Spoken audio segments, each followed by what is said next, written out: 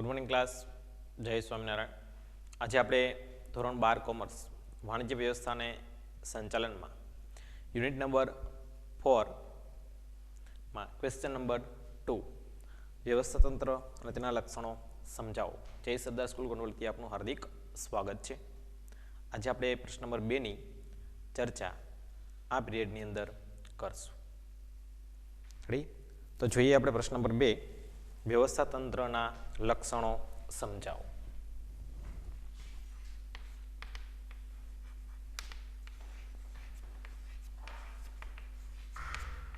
વ્યવસ્થા તંત્રના લક્ષણો સમજાવો. બરાબર. યુનિટ નંબર 4 ક્વેશ્ચન નંબર 2, વ્યવસ્થા તંત્રના લક્ષણો સમજાવો. બરાબર.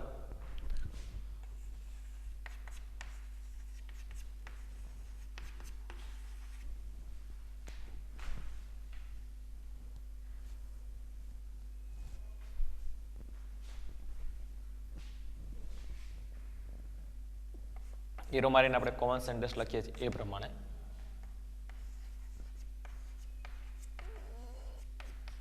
વ્યવસ્થા તંત્રના લક્ષણો નીચે મુજબ છે. હવે એક સૌથી મહત્વની બાબત એ, બરાબર, કે આપણને આ જે પાઠ છે એ પાઠમાંથી તમને 5 માર્કનો પ્રશ્ન છે એ પૂછાય છે. બરાબર. બીજી વસ્તુ,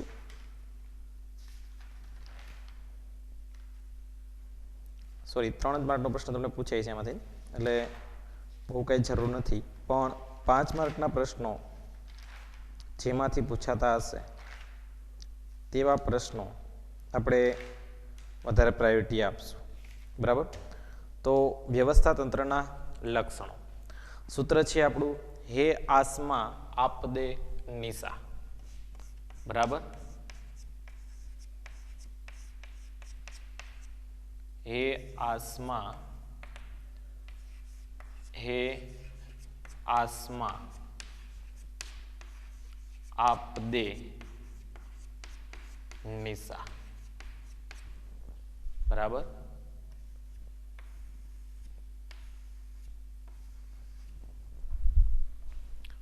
હવે જોઈએ મુદ્દા નંબર 1 માં હેતુલક્ષી પ્રવૃત્તિ. હેતુલક્ષી પ્રવૃત્તિ 2, આયોજન પર આધારિત. આયોજન પર આધારિત. નંબર 3, સત્તા અને જવાબદારીની સોંપણી. ના પછીની વાત કરીએ તો માનવ તત્વને મહત્વ અને આંતર સંબંધોની સ્થાપના. 4, માનવ તત્વને મહત્વ. 5, આંતર સંબંધોની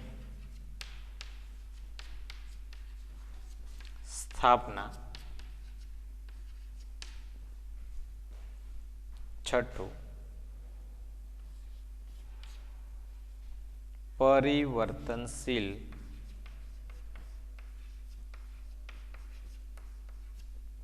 બરાબર. 7, દેખરેખ અને અંકુશ. દેખરેખ અને અંકુશ. 8, નિયંત્રિત વહીવટી માળખું, નિયંત્રિત વહીવટી માળખું. અને છેલ્લો મુદ્દો સામૂહિક પ્રવૃત્તિ.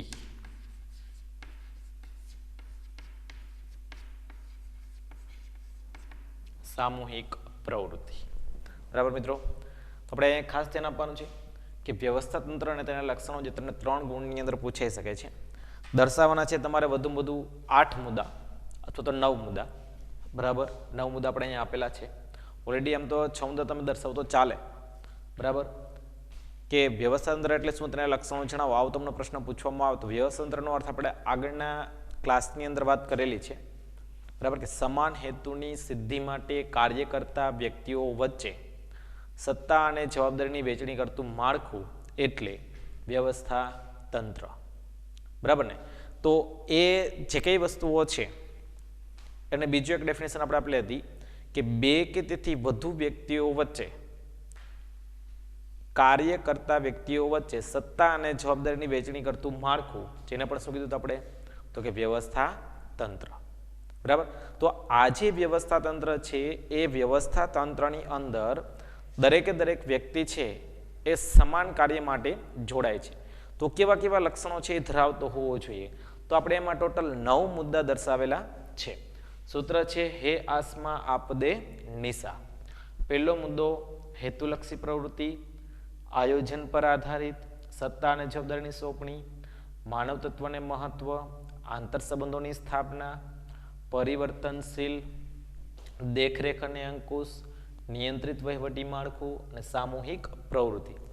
દરેક મુદ્દામાંથી તમે પ્રથમ અક્ષર લઈ લો એટલે તમારી પાસે એક સરસ મજાનું સૂત્ર બની જાય અને એ સૂત્રને આધીન રહીને તમે દરેક મુદ્દા છે એ લખી શકો છો.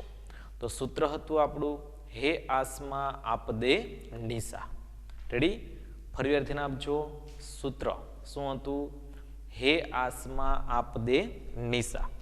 બરાબર, એટલે કોઈ પણ ધંધાકીય એકમની અંદર જ્યારે કોઈ પણ સમાન હેતુની સિદ્ધિ માટે કાર્ય કરતા વ્યક્તિઓ વચ્ચે એક સત્તા અને જવાબદારીની વહેંચણી કરતા એક માળખાની રચના થાય તો તેને એક વહીવટી માળખું ગણી શકાય અથવા તો વ્યવસ્થા તંત્ર ગણી શકાય છે. રેડી? એના પછીની વાત કરીએ તો એના જુદા જુદા લક્ષણોનો સમાવેશ કરવામાં આવે છે. તો ટોટલ એમાં 9 લક્ષણોનો સમાવેશ કરી શકાય છે. હવે આ દરેકે દરેક લક્ષણની આપણે વિસ્તૃત સમજૂતી લેશું. બરાબર, આમાંથી તમારે કોઈ પણ 3 મુદ્દા તમારે સમજાવવાના રહેતા હોય છે. તમને 3 ગુણનો પ્રશ્ન આ પાઠમાંથી પૂછે છે, 5 ગુણનો પ્રશ્ન પૂછવામાં આવતો નથી. એટલા માટે આપણે અહીંયા 3 ગુણના પ્રશ્નને ધ્યાનમાં રાખીને જ 3 મુદ્દા આપણે અહીંયા સમજાવશું. રેડી? ચાલો, ઓકે.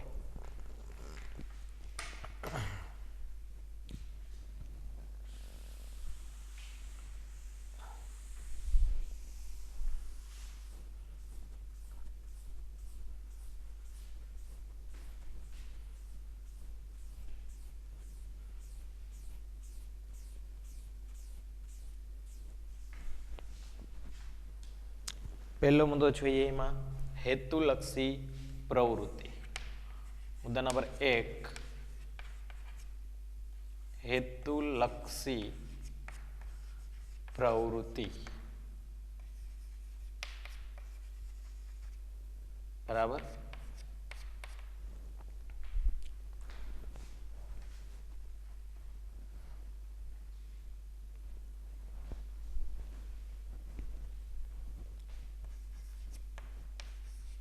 ધંધાકીય એકમના હેતુઓને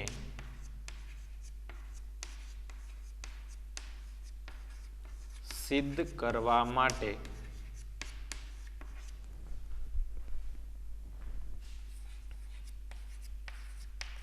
વ્યવસ્થા તંત્રની રચના કરવામાં આવે છે.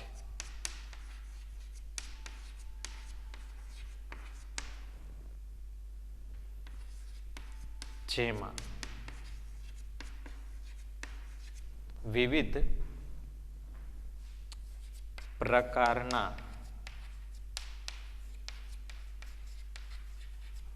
હેતુઓનો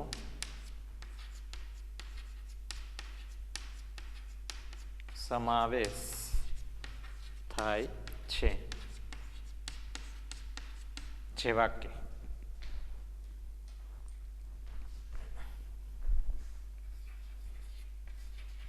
મુખ્ય હેતુઓ, આ ઉપરાંત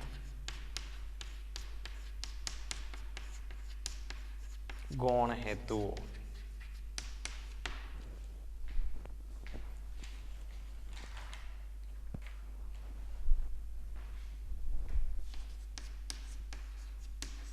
તેમજ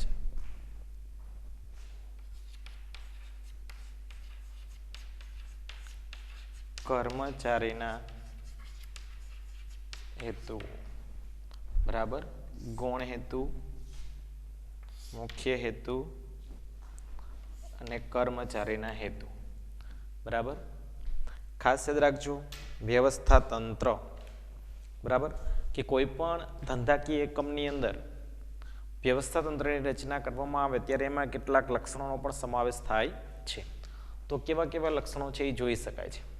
બરાબર, તેમાં આપણે વાત કરી હતી, સૂત્ર હતું આપણું હે આસમા આપદે નિશા, જેમાં પહેલો મુદ્દો હેતુલક્ષી પ્રવૃત્તિ. હેતુલક્ષી પ્રવૃત્તિની વાત કરીએ તો કે કોઈ પણ ધંધાકીય એકમ છે, એ એકમની હેતુઓ છે એ સિદ્ધ કરવા માટે જ, કે નક્કી કરેલા હેતુઓ છે એ સિદ્ધ કરવા માટે જ કોની, તો કે વ્યવસ્થા તંત્રની તો કે ભાઈ રચના કરવામાં આવે છે. તો કંપની છે એ જુદા જુદા પ્રકારના હેતુઓ છે એનો સમાવેશ થાય છે. તો કેવા પ્રકારના હેતુઓનો સમાવેશ થાય છે, તો ખાસ કરીને વાત કરીએ તો મુખ્ય હેતુ, ગૌણ હેતુ અને કર્મચારીના હેતુઓ. પ્રશ્ન આપણને એમ થાય કે ભાઈ મુખ્ય હેતુ તો સમજ્યા, ગૌણ હેતુ એ સમજ્યા, કર્મચારીના હેતુને શું લેવા દેવા હોય. બરાબર, તો ખાસ યાદ રાખજો કે કોઈ પણ એકમની અંદર કામ કરતા જે કઈ વ્યક્તિઓ છે, દરેક વ્યક્તિઓ હંમેશને માટે કોઈને કઈ હેતુઓથી જ જોડાય છે. એટલે એકમની સાથે સંકળાયેલા દરેક વ્યક્તિઓ પોતાના હેતુઓ લઈને જ કંપનીમાં આવે છે અને એ કંપનીની અંદર પોતે જે કંઈ પ્રવૃત્તિ કરશે એ ધંધાકીય એકમના હેતુઓ સાથે સાંકળીને કામ કરશે. તો ધંધાકીય એકમના બે હેતુ હોય, એક પ્રાથમિક હેતુ અને બીજું ગૌણ હેતુ. પ્રાથમિક હેતુ છે એ નફો મેળવવાનો છે અને ગૌણ હેતુ તો સમાજની સુખાકારીમાં વધારો કરવાનો છે. એક્ઝામ્પલ તરીકે વાત કરીએ કે દાખલા તરીકે કોઈ ફેનનું ઉત્પાદન કરતી કંપની છે, મીન્સ કે પંખાનું ઉત્પાદન કરતી કંપની છે. આ પંખાનું ઉત્પાદન કરતી કંપની છે, કોઈ પણ પંખાનું ઉત્પાદન કરે ત્યારે મુખ્ય હેતુ શું હોય એનો, તો કે નફો મેળવવો. સાથે ગૌણ હેતુ પણ સમાયેલો છે. તો ગૌણ હેતુ શું હોય, તો કે સમાજની સુખાકારીમાં વધારો કરવો. કઈ રીતના, કે પંખો જ્યારે બજારની અંદર આવે છે ત્યારે એ માર્કેટ પ્લેસની અંદર એનું સેલિંગ થાય છે. તો સેલિંગના બદલામાં કંપનીને નફો મળે છે. દાખલા તરીકે સોની કંપની છે. બરાબર, તો આ સોની કંપનીને પોતાના પંખામાંથી નફો મળે છે. સામે કસ્ટમર જે પંખાની ખરીદી કરે છે, ઘરે જાય છે, પંખો ફિટ કરે છે, સરસ મજાની હવા આપે છે, તો એની સુખાકારીમાં શું થયો, તો કે વધારો થયો કે ભાઈ. તો આમ કોઈ પણ ધંધાકીય એકમ પોતાના પ્રાથમિક હેતુઓ અને ગૌણ હેતુઓ સાથે જ બજારમાં અસ્તિત્વમાં આવે છે અને એ હેતુઓને સિદ્ધ કરવા માટે તો કે વ્યવસ્થા તંત્રની જરૂર પડે છે. એટલા માટે એને કેવી પ્રવૃત્તિ કીધી, તો કે હેતુલક્ષી પ્રવૃત્તિ ગણવામાં આવે છે.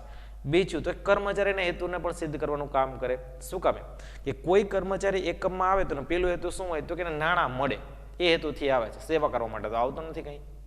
બરાબર, કોઈ પણ કર્મચારી એકમમાં હું તો સેવા કરવા આવું છું, બને જ નહીં. યાદ રાખજો, 2-5 દિવસ સેવા કરવા આવે, મહિનો દી સેવા કરવા, કે આખું વર્ષ કંઈ સેવા કરવા ન આવે કોઈ. અત્યારે જે કઈ વ્યક્તિઓ આવે છે બધા પોતપોતાના પેટ માટે જ આવે છે. શું કામે, કારણ કે કોઈને કોઈ વ્યક્તિ જે કંઈ પ્રવૃત્તિ કરે છે ને એ બિન આર્થિક નથી, પણ કેવી છે, આર્થિક છે. અને આર્થિક હોય એટલા માટે શું કરવું પડે, તો કે હેતુને પણ સિદ્ધ કરવા પડે. એ વ્યવસ્થાતંત્ર કર્મચારીના હેતુને પણ સિદ્ધ કરવાનું કામ કરે છે. એટલા માટે એને કેવી પ્રવૃત્તિ ગણવામાં આવી, તો કે હેતુલક્ષી પ્રવૃત્તિ ગણવામાં આવે છે. બરાબર, ફરી ધ્યાન આપજો કે કોઈ પણ ધંધાકીય એકમ છે એ એકમના હેતુઓને સિદ્ધ કરવા માટે તો કે વ્યવસ્થા તંત્રની રચના કરવામાં આવે છે, અથવા તો વ્યવસ્થા તંત્રની જરૂર પડે છે. તો વ્યવસ્થા તંત્રમાં ચોક્કસ 2 પ્રકારના હેતુઓનો સમાવેશ કરવામાં આવે છે. क्या क्या हेतुओं? तो कि प्राथमिक हेतुओं और बीजू गौण हेतुओं। आ गौण हेतुओं उपरांत पण एक हेतु, क्यो हेतु? तो कि कर्मचारीना हेतुओं माटे कही शकाय कि व्यवस्था तंत्र ए केवी प्रवृत्ति छे? तो कि हेतुलक्षी प्रवृत्ति छे। रेडी? चलो ओके। આપણે એના પછીના મુદ્દાની વાત કરીએ।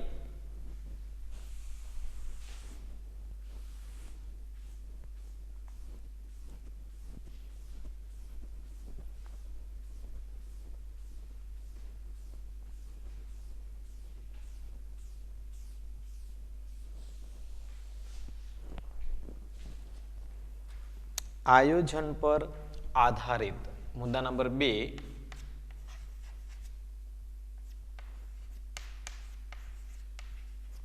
आयोजन पर आधारित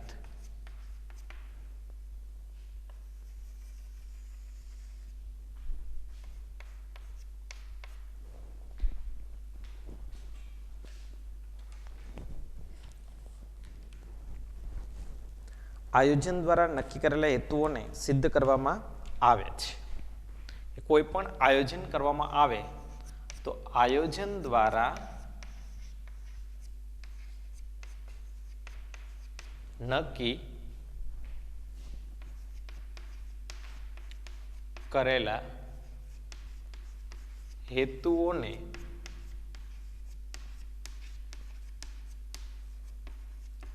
सिद्ध करवामां आवे छे।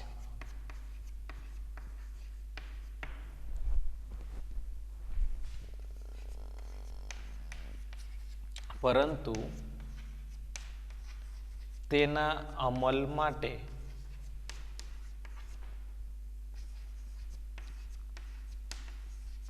व्यवस्था तंत्रनी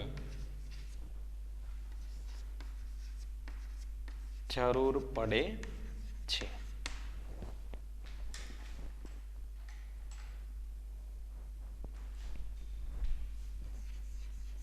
आ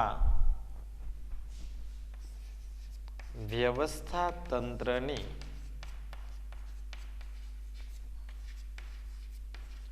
रचना करता पहला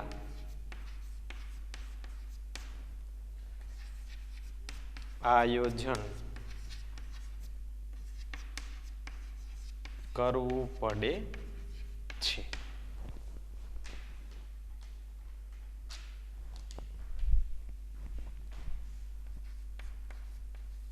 तेथी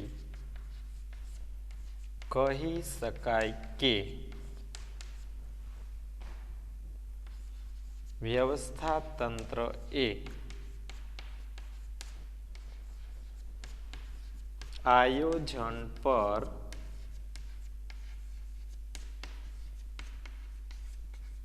आधारित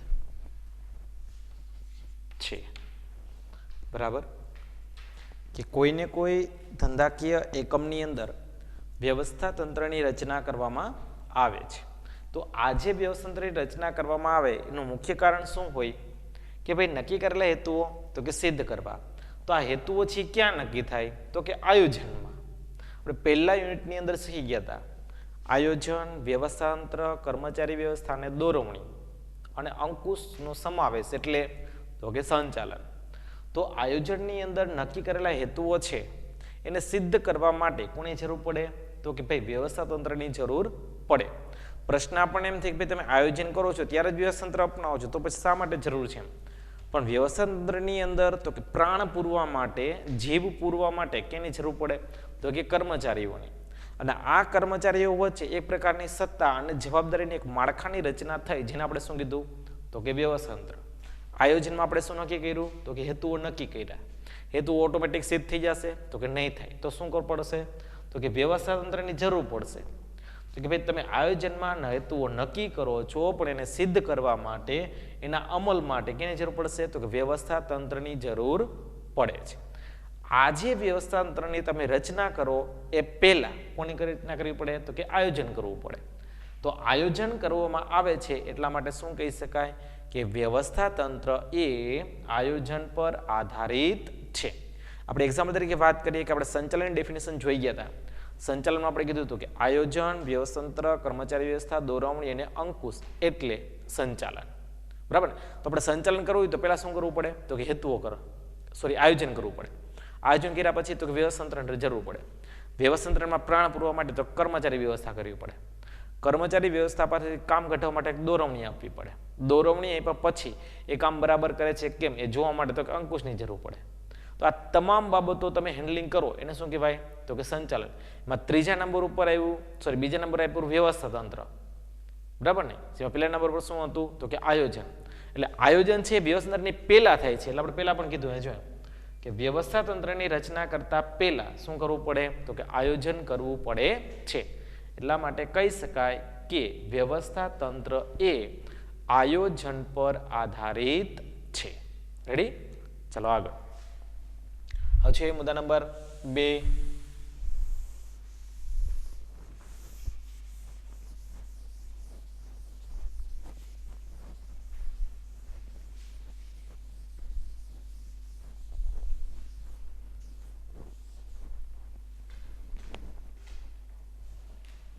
સત્તા અને જવાબદારીની સોંપણી.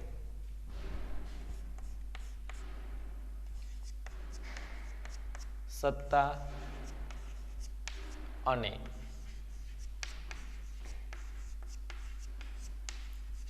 જવાબદારીની સોંપણી.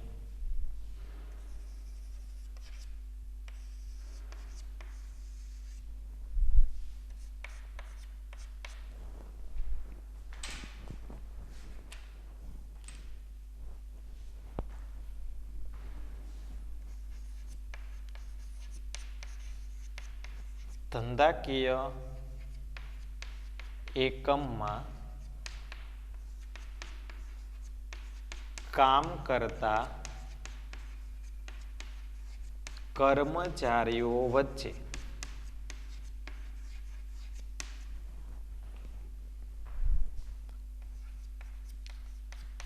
સત્તા અને જવાબદારીની વહેંચણી કરવામાં આવે છે.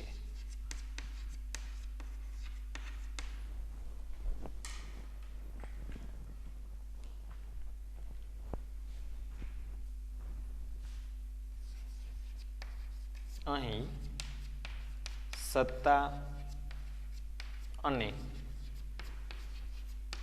જવાબદારીની સોંપણી કરતી વખતે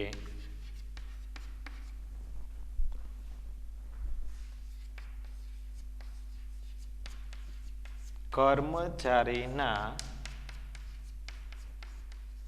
કૌશલ્ય, જ્ઞાન, આવડત, અનુભવ અને લાયકાત જેવી બાબતો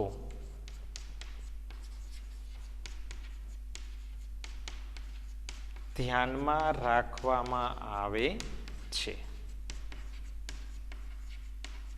બરાબર. હવે એક માર્ક્સની અંદર પૂછવામાં આવતો પ્રશ્ન ખાસ યાદ રાખજો કે ભાઈ કોઈ પણ એકમની અંદર કામ કરતા કર્મચારીઓ વચ્ચે સત્તા અને જવાબદારીની વહેંચણી કરવામાં આવે છે ત્યારે કઈ કઈ બાબતો ધ્યાનમાં રાખવામાં આવે છે? તો જેની અંદર એક કૌશલ્ય, જ્ઞાન, આવડત, અનુભવ અને લાયકાત વગેરે જેવી બાબતો ધ્યાનમાં રાખવામાં આવે છે. આ ભૂતકાળની અંદર પણ તમને 1 માર્ક્સની અંદર પૂછાયેલો પ્રશ્ન છે, યાદ રાખજો કે ભાઈ એકમની અંદર કામ કરતા કર્મચારીઓની સત્તા અને જવાબદારીની વહેંચણી કઈ રીતે કરવામાં આવે છે. આ રીતના પણ પ્રશ્ન પૂછી શકાય કે ભાઈ સત્તા અને વહેંચણી કઈ રીતે કરવામાં આવે છે. બીજું કે વ્યવસ્થાતંત્રમાં સત્તા અને જવાબદારીની વહેંચણી કરતી વખતે કઈ કઈ બાબતો ધ્યાનમાં રાખવામાં આવે છે. બરાબર. તો ભૂલાય નહીં, કૌશલ્ય, જ્ઞાન, આવડત, અનુભવ અને લાયકાત. બરાબર કે વગેરે બાબતોને ધ્યાનમાં રાખીને સત્તા અને જવાબદારીની વહેંચણી કરવામાં આવે છે. હવે આપણે જોઈએ સત્તાના શબ્દની વહેંચણી. વ્યવસ્થા તંત્રનું લક્ષણ નંબર 3. બરાબર, કે કોઈ પણ ધંધાકીય એકમની અંદર કામ કરતા જે કંઈ કર્મચારીઓ છે એ કર્મચારીઓ વચ્ચે તો કે ભાઈ સત્તા અને જવાબદારી કોની વચ્ચે? તો કે કર્મચારીઓ વચ્ચે સત્તા અને જવાબદારી તો કે વહેંચણી કરવામાં આવે છે. શું કામે? તો કે એ જે કંઈ કર્મચારીઓ કામ કરે છે એ કર્મચારીઓ વચ્ચે યોગ્ય સત્તા હોવી જોઈએ, યોગ્ય જવાબદારી હોવી જોઈએ. ઘણીવાર એવું બને કે સત્તાના પ્રમાણમાં જવાબદારી તો કે વધુ હોવી જોઈએ નહીં, તો જવાબદારીના પ્રમાણમાં સત્તા છે એ પણ વધુ હોવી જોઈએ નહીં. ઘણીવાર શું થાય કે એકમની અંદર કામ કરતો જે કંઈ કર્મચારી છે એને જવાબદારી કરતાં તમે વધુ સત્તા આપી દો તો એ ઓવરફ્લો થાય. ઘણીવાર એવું બને કે જે કર્મચારીને જેટલી જવાબદારી છે એના કરતાં ઓછી સત્તા આપો તો કામ અધૂરું રહી જાય. તો બંને બાજુ બેલેન્સને જળવાવી જોઈએ. એના માટે શું કરવું છે કે જેટલી સત્તા છે ને એટલી જ એને જવાબદારી આપવી જોઈએ. તો દરેક એકમની અંદર કામ કરતા જે કંઈ વ્યક્તિઓ છે એ તમામ પ્રકારના વ્યક્તિઓ વચ્ચે સત્તા અને જવાબદારીની વહેંચણી કરવામાં આવે ત્યારે એક પ્રકારના એક માળખાની રચના થાય છે, ત્યારે એને વ્યવસ્થા તંત્ર તરીકે ઓળખવામાં આવે છે. તો આ તમામ પ્રકારના ધંધાકીય એકમ છે એમાં અનેક પ્રકારના કર્મચારીઓ કામ કરતા હોય, તો આ દરેક કર્મચારી પોતાનું કામ વ્યવસ્થિત કરી શકે એટલા માટે એને સત્તા પણ આપવામાં આવતી હોય છે અને એ સત્તાના આધારે જ એની જવાબદારી પૂર્ણ થઈ શકે છે. એટલા માટે સત્તા અને જવાબદારીની શું કરવામાં આવે? તો વહેંચણી કરવામાં આવે છે. બીજું, તો આ જવાબદારીની વહેંચણી છે, સત્તાની વહેંચણી છે, કઈ રીતે કરવામાં આવે? તો કે ભાઈ એના કૌશલ્ય, એનું જ્ઞાન, એની આવડત, એનો અનુભવ, એમની લાયકાત વગેરે કેવું છે એ બાબતને ધ્યાનમાં રાખીને એને સત્તા અને જવાબદારીની વહેંચણી કરવામાં આવતી હોય છે.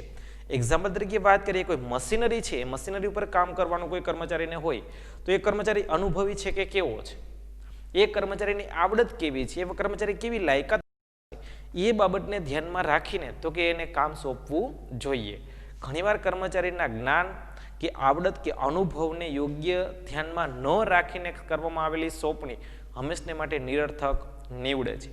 એટલા માટે કોઈ પણ એકમની અંદર કામ કરતા જે કંઈ કર્મચારીઓ છે એ તમામને માટે સત્તા અને જવાબદારીની વહેંચણી કરવામાં આવે ત્યારે હંમેશા જ્ઞાન, કૌશલ્ય, આવડત, અનુભવ અને લાયકાત જેવી બાબતો ધ્યાનમાં રાખવામાં આવે છે. વાત કરીએ આપણે મુદ્દા નંબર 4, માનવ તત્વને મહત્વ.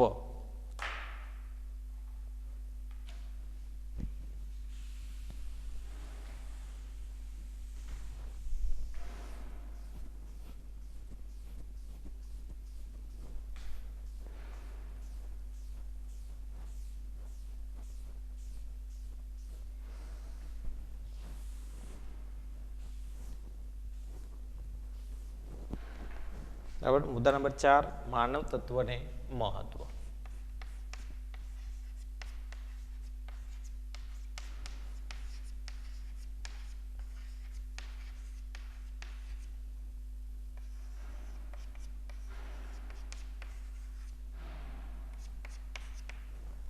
હવે ધ્યાન આપજો, તમને એક પ્રશ્ન ખાસ અહીંયા કે તમારે 3 માર્ક્સના પ્રશ્નો આમાંથી પૂછાય છે, તો આપણે શું કરવાનું છે? હું તમને 4 મુદ્દા સમજાવું છું.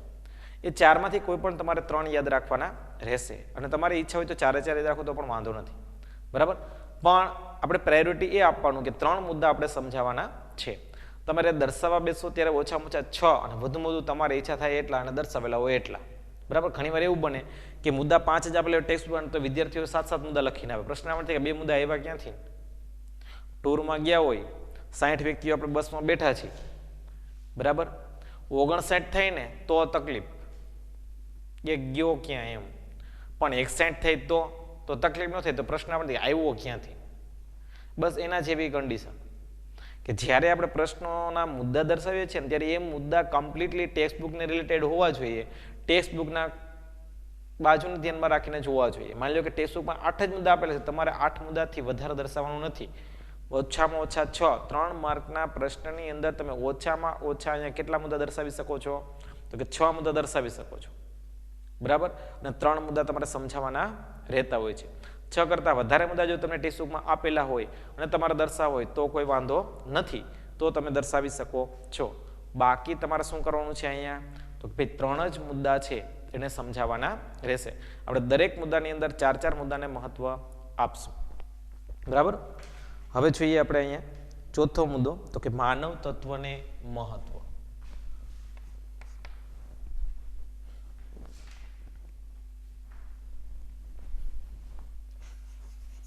વ્યવસ્થા તંત્રમાં માનવ પરિબળ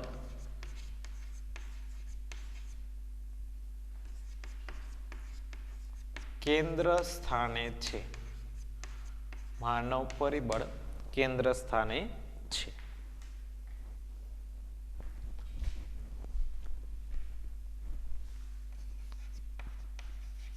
ધંધાની સફળતાનો આધાર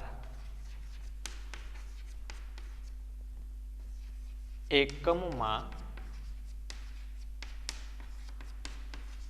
કામ કરતા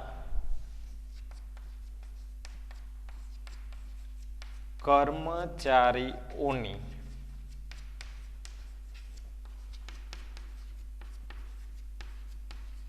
કાર્યક્ષમતા પર રહેલો છે.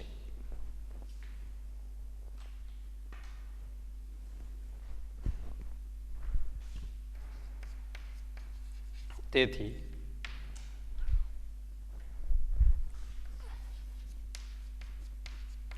અસરકારક વ્યવસ્થા તંત્ર માનવ તત્વને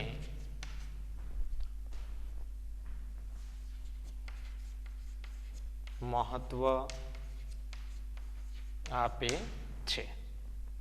રેડી? ખાસ યાદ રાખજો અહીંયા માનવ તત્વને મહત્વ કે કોઈ પણ ધંધાકીય એકમ છે એ દરેક એકમની અંદર કામ કરતા કર્મચારી એટલે કે માનવ ને શું કહેવાય તો કે માનવ પરિબળ, અને માનવ પરિબળને જ પ્રાયોરિટી આપવામાં આવતી હોય છે. અને એ માનવ પરિબળ છે વધુમાં વધુ એકમમાં કેમ ઉપયોગી બનવું, એકમની અંદર કેમ કામ કરવું એ મહત્વ આપે છે. બીજી વસ્તુની વાત કરીએ તો ધંધાની સફળતાનો મુખ્ય આધાર કોના ઉપર છે તો કે એકમની અંદર કામ કરતા જે કંઈ કર્મચારી ગણ છે એ કર્મચારી ગણ પર એકમની સફળતાનો આધાર રહેલો છે. શું કામ ભાઈ એકમની સફળતાનો આધાર? એમના ઉપર કે જો કર્મચારી કામ કરશે તો એકમને વધુ ઉત્પાદન થશે, વધુ ઉત્પાદન થશે તો બજારની અંદર એનું વેચાણ થશે, અને વેચાણ થશે તો કંપનીને નફો મળશે. જે આપણે પહેલા મુદ્દાની અંદર વાત કરી કે કોઈ પણ કંપનીની અંદર કે કોઈ પણ ધંધાની અંદર દરેક એકમ છે બે પ્રકારના હેતુઓ સાથે સંકળાય છે. એક પ્રાથમિક હેતુ અને બીજો ગૌણ હેતુ. કે એ પ્રાથમિક હેતુ એટલે કે નફો મેળવવો તો જ કંપની નફો મેળવી શકે છે. પણ મુખ્ય આધાર કોના ઉપર પડ્યો તો કે કર્મચારીઓ ઉપર. એટલે કોઈ પણ ધંધાની સફળતા આધાર ધંધાકીય એકમમાં કામ કરતા કર્મચારીના કાર્યક્ષમતા પર રહેલો છે. આમ એક અસરકારક જો વ્યવસ્થા તંત્ર હોય તો એ સફળતા માટે કોને યશ આપે છે તો કે વ્યવસ્થા તંત્ર પર આપે છે. એટલા માટે વ્યવસ્થા તંત્ર છે એ માનવ પરિબળને એટલું જ મહત્વ આપે છે. માટે કોઈ પણ ધંધાકીય એકમની અંદર વ્યવસ્થા તંત્ર છે એ માનવ પરિબળ પણ આધારિત ગણી શકાય છે. એક વિકલ્પ સ્વરૂપે પૂછવામાં આવતો પ્રશ્ન ખાસ યાદ રાખજો કે વ્યવસ્થા તંત્રમાં ખાલી જગ્યા પરિબળ કેન્દ્ર સ્થાને છે, તો માનવ પરિબળ છે એ કેન્દ્ર સ્થાને છે. અથવા તો આ રીતના પૂછે કે વ્યવસ્થા તંત્રમાં કોને કેન્દ્ર સ્થાને ગણવામાં આવે છે, તો માનવ પરિબળને મહત્વનું સ્થાન ગણવામાં આવે છે. એટલે કોઈ પણ ધંધાકીય એકમ હોય એ દરેક એકમની અંદર વ્યવસ્થા તંત્ર છે એ સૌથી ઇમ્પોર્ટન્ટ ગણવામાં આવે છે. રેડી? તો આ સાથે અહીં વ્યવસ્થા તંત્રના લક્ષણોનો પ્રશ્ન છે અહીંયા કમ્પ્લીટ કરીએ છીએ. બીજો પ્રશ્ન આપણે અહીંયા લખીએ છીએ વ્યવસ્થા તંત્રના જુદા જુદા પ્રકારો. બરાબર? જે તમને 2 ગુણની અંદર પૂછાઈ શકે એવો પ્રશ્ન છે. ફટાફટ આપણે અહીંયા પૂર્ણ કરશું. બરાબર?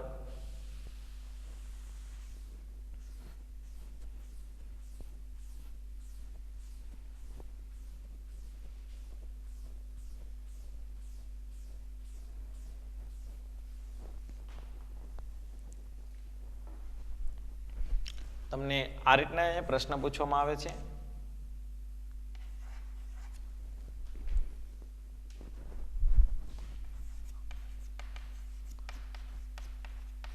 વ્યવસ્થા તંત્રના પ્રકારો જણાવો કૌંસમાં 2 ગુણ. બરાબર. હવે મિત્રો ખાસ યાદ રાખજો, તમને એવું પૂછવામાં કે વ્યવસ્થાતંત્રના લક્ષણો જણાવો તો આપણે છેલ્લો મુદ્દો લખ્યો માનવ તત્વને મહત્વ. ત્યાં આપણો પ્રશ્ન છે એ કમ્પ્લીટ થઈ જાય છે. ખાસ યાદ રાખજો, ત્યાંથી આપણો પ્રશ્ન છે એ પૂર્ણ થઈ જાય કે વ્યવસ્થાતંત્રના લક્ષણો ક્યાં ક્યાં હોઈ શકે, તો એ લક્ષણો ત્યાં તમારા કમ્પ્લીટ થઈ જાય છે. પછી એના પ્રશ્નો એક્સ્ટ્રા પ્રશ્ન આપણે લખીએ છીએ કે વ્યવસ્થાતંત્રના પ્રકારો જણાવો, જે એક વિકલ્પ તરીકે તમને પૂછાઈ શકે. વ્યવસ્થાતંત્રના પ્રકારો બીજું એક માર્કના પ્રશ્ન તરીકે પણ પૂછાઈ શકે કે વ્યવસ્થાતંત્રના પ્રકારો કેટલા છે. બરાબર. તો રૈખિક, વૈધિક, કાર્યાનુસાર, શ્રેણિક અને અવૈધિક. બરાબર. તો આપણે લખશું અહીંયા વ્યવસ્થાતંત્રના 4 પ્રકાર છે, 5 પ્રકાર છે, જે નીચે મુજબ છે. બરાબર. એમાંની આપણે વાત કરીએ તો પહેલું રૈખિક વ્યવસ્થાતંત્ર, બીજું વૈધિક વ્યવસ્થાતંત્ર, એના પછી અવૈધિક વ્યવસ્થાતંત્ર,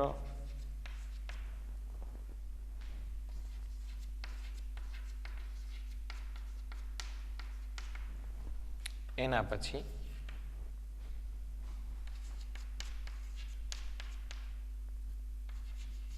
કાર્યાનુસાર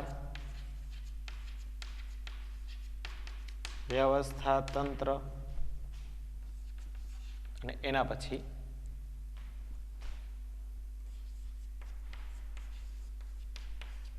શ્રેણિક વ્યવસ્થાતંત્ર. બરાબર. રેવી કાશ્રે અ આવું પણ એક સૂત્ર બને છે, લખી નાખું છું.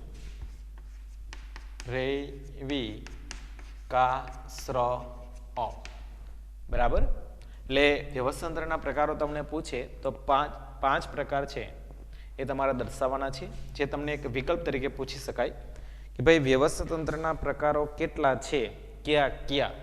તમને આવો પ્રશ્ન પૂછવામાં આવે તો તમારે આ રીતના લખવાનું રહેશે કે 5.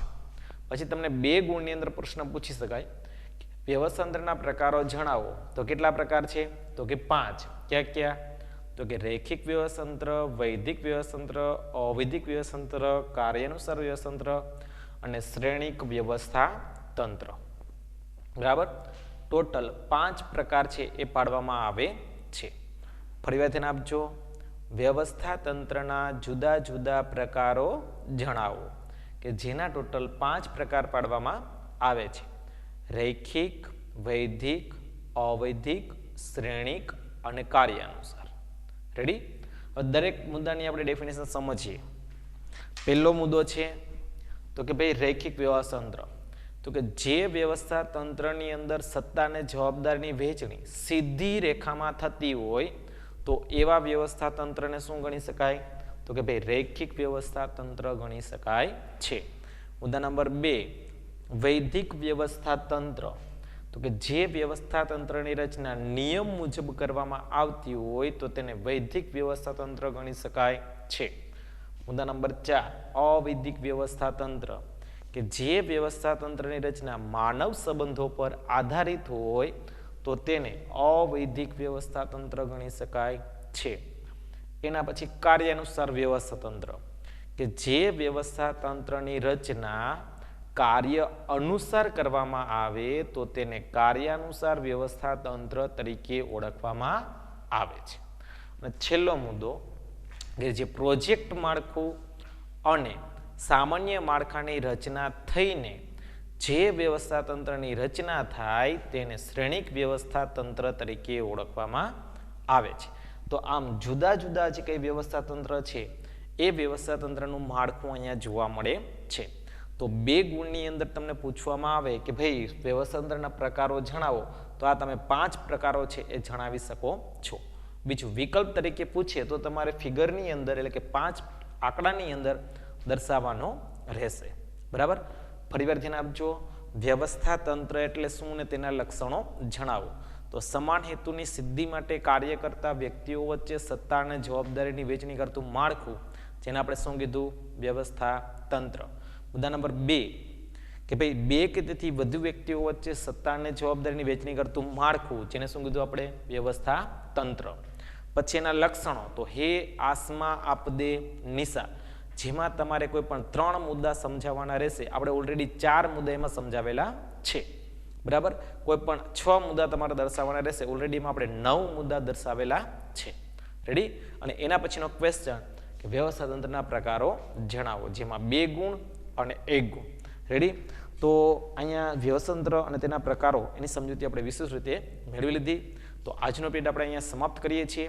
નેક્સ્ટ પીરિયડની અંદર નવા મુદ્દા સાથે ફરીવાર મળશું. ત્યાં સુધી બધાને ઓલ ધ બેસ્ટ. જય સ્વામિનારાયણ.